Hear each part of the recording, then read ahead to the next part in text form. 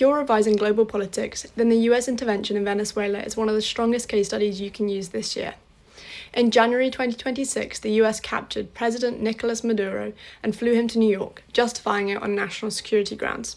For essays on sovereignty and international law, this is a clear example of how weak global rules become when great powers act unilaterally. Under the UN Charter, force is only legal in self-defense or with UN approval, and most lawyers argue this breached Venezuelan sovereignty. And the fact that the US avoided consequences using its Security Council veto shows the limits of global institutions. It's also brilliant for theory questions. Realists would argue that this shows hard power still dominates. The US acted to secure oil interests, regional influence, and strategic dominance.